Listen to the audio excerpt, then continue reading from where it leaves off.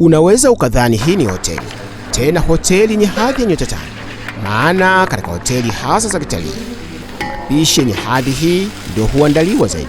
Lakini katika uhalisia, hii sio hoteli, ni Chuo cha Taifa cha Utalii tawi la Arusha. Tangu kuanzishwa kwa chuo hiki, wanafunzi hujifunza kinadharia kwa takribani 40% na 60% hufanya kwa vitendo. Hii huakisi na kuonyesha uhalisia wa kile wanachojifunza darasani. Chuo cha Taifa cha Utalii, mafunzo yake yamejikita zaidi kwa vitendo, ambapo 60% huwa ni mafunzo ya vitendo na 40% ni mafunzo ya nadharia. Lengo kuu ni kuja kupata uhalisia wa kile ambacho wanajifunza. Sisi tumejikita zaidi kuhakikisha kwamba huyu mwanafunzi wetu anakuwa na uwezo wa kipekee zaidi katika mafunzo husika, hasa anapokwenda kule uwandani. Mafunzo haya huwa yanafanyika kila muhula. Walimu hutoa menyu kwa wanafunzi ya aina gani ya chakula kipikwe, huandalia wanafunzi mahitaji yote muhimu, na kisha wanafunzi sasa huanza mapishi wenyewe. Ikumbukwe zoezi hili huambatana na muda maalum ambao mwalimu ametoa. Vijana wangu wamejitahidi kadiri ya uwezo wao. Kile nilichowafundisha wamekifuata, utaratibu ule wa jikoni kwa habari ya mambo ya usafi, mambo ya mise en place. Kwa kweli vijana wako vizuri, lakini mimi kwa kile ambacho nimewafundisha, vijana wangu wamejitahidi, wako vizuri kiujumla, na wako tayari sasa kwenda kwenye hotel industry. Today we are going to be assessed on a continuous assessment of semester 2. Ni zoezi la kimasomo kwa muhula wa pili.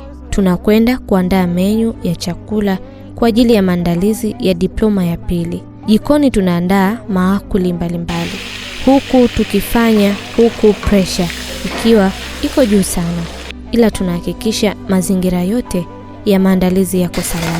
Wakati mwingine inakuwa vigumu sana kufanya zoezi hili kwa pressure kubwa, maana walimu lazima wahukumu kwa kizuri au kibaya tunachokiandaa. Nilichokifanya leo, natumaini nimefanya vyema sana, maana nimeandaa chakula kizuri kutokana na menyu niliopewa na walimu wangu.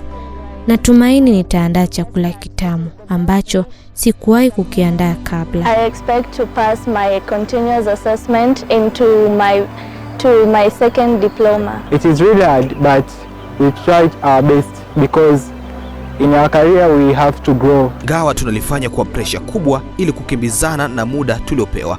Leo nilikuwa nimepewa menyu ya kuandaa kuku alichanganywa na viungo, mboga za majani na mengineyo. Ilikuwa ni nzuri, ila mengine namwachia Mungu ataamua, ila naamini nitafanya vizuri, naamini mikono yangu itafanya vizuri. And I believe I do the best that I can for today.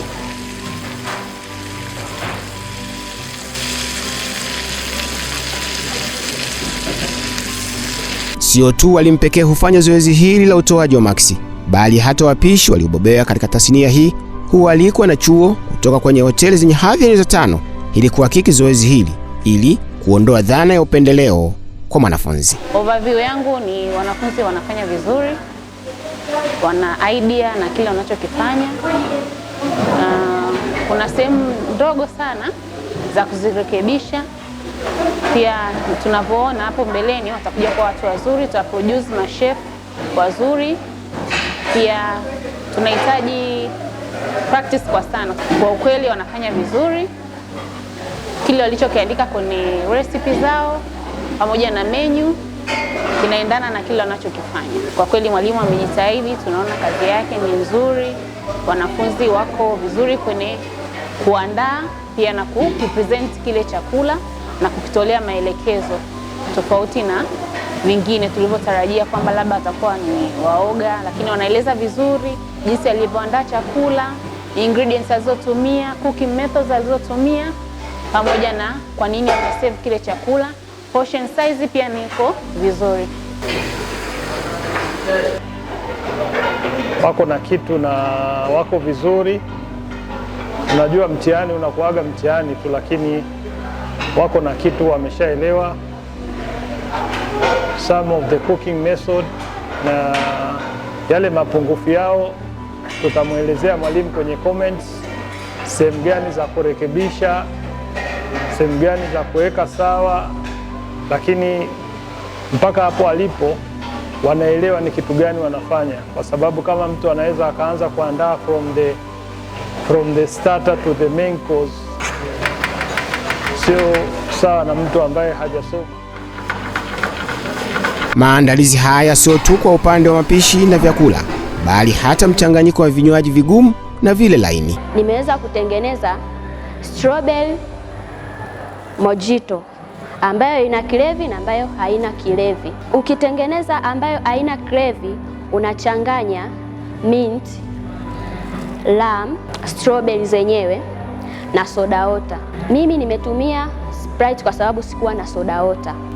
Ndo kinywaji chetu hiki. Baada ya hapo unamwekea mrija na unaweka garnish ya minti au strawberry yenyewe. Kingine nimetengeneza kinywaji ambacho kina kilevi ambayo inaitwa cocktail. Hii inaitwa strawberry mojito ambaye haina kilevi. Kwenye idara ya huduma ya vyakula na vinywaji tunawafundisha bar technique, ambazo kwenye bar techniques atajua kutengeneza tofauti ya vinywaji, ambao vinywaji hivyo vinapatikana kwenye mahoteli tofauti yale ya international hotel, ambazo kuna mocktail, pia kuna cocktail, lakini pia tunafundisha pia jinsi ya kusave wine, lakini pia jinsi ya kujua baadhi ya vinywaji tofauti anapokuwa sehemu za hotel, hususan sehemu ya bar. Kwenye restaurant huwa tunafundisha zile skills ya service, jinsi ya kumpokea mgeni anapoingia restaurant, jinsi ya kumchukua order kwa wageni, jinsi ya kumpa huduma ya chakula na vinywaji, mpaka pale wageni wetu watakapofanyaje watakapomaliza kutoka kwenye restaurant. Huwa pia wanapita jikoni kwa ajili ya kujua tofauti ya vyakula, ili hata anaposerve mgeni wetu anaweza kumserve vizuri, sio kujua tu vinywaji, lakini pia ajue vyakula.